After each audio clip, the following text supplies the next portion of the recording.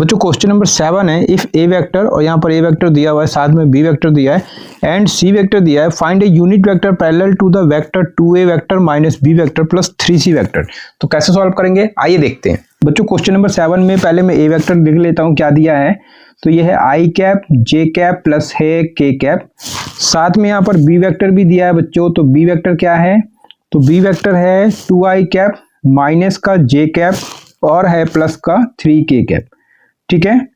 और C vector को देखते हैं बच्चों। तो सी वेक्टर क्या है, तो ये है आपका आई कैप माइनस 2j कैप और ये आपका k कैप, ठीक है। और इसमें हमें फाइंड करना है यूनिट वेक्टर। तो यूनिट वेक्टर किसका फाइंड आउट करना है बच्चों, तो यहाँ पर एक वेक्टर दिया है 2a vector minus B vector और ये साथ में है प्लस का 3c वेक्टर।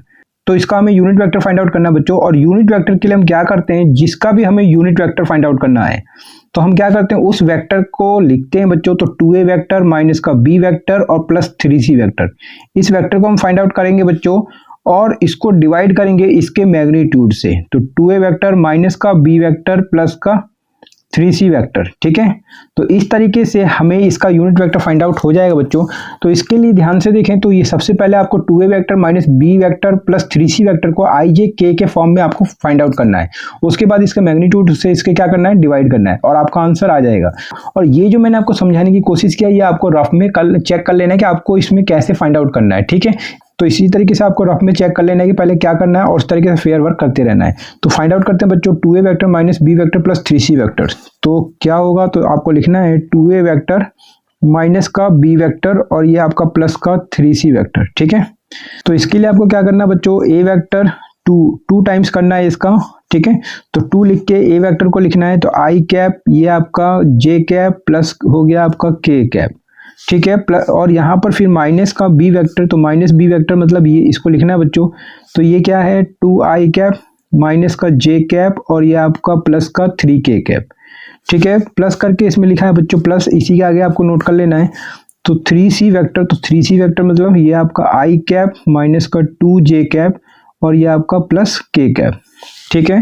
ये तीनों आप एक ही लाइन में लिखें बच्चों। इसको सॉल्व करते हैं तो ये क्या होगा, ये आपका 2i cap 2j cap 2k cap और इसको ब्रैकेट ओपन करेंगे तो माइनस का 2i कैप ये आपका प्लस का j कैप होगा और माइनस का 3k कैप। इसको सॉल्व करते हैं तो ये आपका 3i कैप माइनस का 6j कैप और क्या होगा प्लस का 3k कैप होगा। i और i को एक साथ लेंगे बच्चों, तो 2i माइनस 2i और फिर ये 3i, तो इन सबको एक साथ लेते हैं। 2i माइनस का 2i और ये आपका प्लस का 3i कैप। फिर j को देखना है बच्चों, तो ये आपका 2j, तो 2j कैप, फिर j देखना है तो यहाँ पर एक j ये दिख रहा है तो प्लस का j कैप और माइनस का 6j कैप, ठीक है। k को देखेंगे बच्चों तो ये आपका 2k कैप 2k कैप, यहाँ पर देखें तो माइनस का 3k कैप और ये आपका प्लस का 3k कैप होगा। सॉल्व करें 2i माइनस 2i तो ये तो 0 हो गया बच्चों, तो 3i बच जाएगा। तो यहाँ पर आपको 3i कैप लिखना है, 2j और j 3j माइनस 6j, तो ये आपका क्या आएगा बच्चों, तो ये आपका माइनस का, ये ध्यान से नोट कर लेना बच्चों, ये 3j कैप होगा, ठीक है। यहाँ माइनस का साइन है बच्चों। यहाँ पर देखें तो 2k और ये 3k कितना होगा, 5 में से 3 चला गया बच्चों तो कितना होगा, ये आपका 2k बचेगा। तो इस तरीके से 2a vector minus b vector plus 3c vector को हमने i j k के फॉर्म में फाइंड आउट कर लिया है बच्चों। तो ये हमारे पास क्या आ चुका है, तो 2a वेक्टर माइनस का b वेक्टर प्लस का 3c वेक्टर।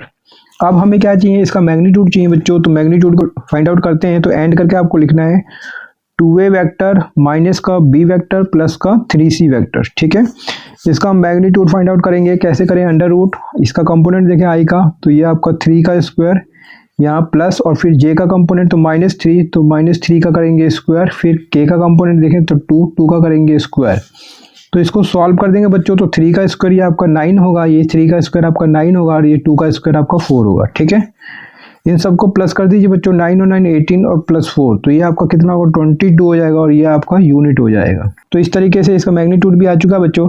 नाउ अब आपको रिक्वायर्ड यूनिट वेक्टर चाहिए, तो यही फॉर्मूला आपको यूज कर लेना है। तो आपको लिखना है बच्चों नाउ रिक्वायर्ड यूनिट वेक्टर, तो ये फॉर्मूला यूज करेंगे बच्चों। तो क्या होगा 2a vector minus b vector और प्लस का 3c वेक्टर, डिवाइड करेंगे किससे, तो इसका मैग्नीट्यूड से बच्चों। तो ये आपका 2a vector minus b vector plus 3c vector, ठीक है। इसके बाद आपको 2a vector minus b vector plus 3c vector की जगह ये लिख देना है बच्चों, जो भी आपने IJK के फॉर्म में फाइंड आउट किया है, तो इसकी जगह हम 3i cap minus 3j cap और ये आपका हो गया बच्चों 2k कैप। डिवाइड करें इसके मैग्नीट्यूड से, तो मैग्नीट्यूड कितना बच्चों √22। इसको सॉल्व करेंगे तो क्या होगा 3 डिवाइड बाई √22, ये आपका i कैप। इसी तरीके से ये 3 डिवाइड बाई √22, ये आपका j कैप। और इसी तरीके से यहाँ पे करें तो 2 डिवाइड बाई √22 आपका k कैप। ठीक है, ये इस तरीके से क्या हो जाता है, ये इसका करेक्ट आंसर हो जाता है।